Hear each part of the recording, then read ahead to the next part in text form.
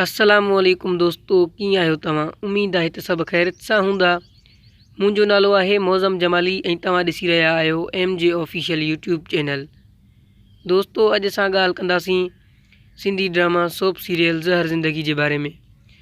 दोस्तों, तव्हां मां जेके बि दोस्त सिंधी ड्रामनि खे पसंदि कंदा आहिनि, ख़ासि तौर ते ज़हर ज़िंदगी ड्रामे जो इंतज़ारु करे रहिया आहिनि, उन्हनि सभिनी दोस्तनि जूं इंतज़ार जूं घड़ियूं ख़तमु थी चुकियूं आहिनि।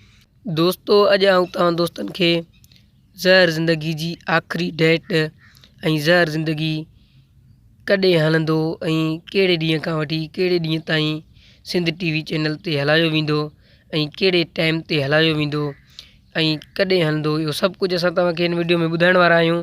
उन करे वीडियो खे आख़िर ताईं ॾिसिजो ऐं पसंदि अचे त लाइक करणु न विसारींदा ऐं चैनल ते नवां आहियो चैनल खे सब्सक्राइब करे बेल आइकन जे बटन खे आल ते सेट करे छॾींदा। त दोस्तों, हलूं था पंहिंजे मेन टॉपिक जी तरफ़।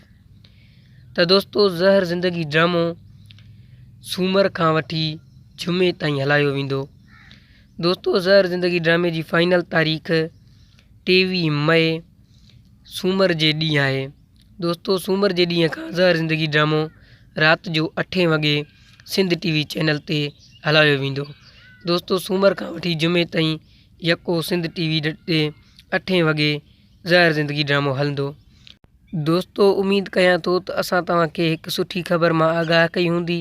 अगरि असांजो इहो नंढिड़ो वीडियो तव्हां दोस्तनि खे पसंदि आयो हूंदो त महिरबानी करे वीडियो खे लाइक करणु न विसारींदा ऐं चैनल ते नवां आहियो त अहिड़े क़िस्म जा वधीक ड्रामाज़ अपडेट ॾिसण लाइ असांजे चैनल MJ ऑफिशियल खे सब्सक्राइब करे बेल आइकन जे बटन खे आल ते सेट करे छॾींदा। तव्हां दोस्तनि जी वॾी महिरबानी।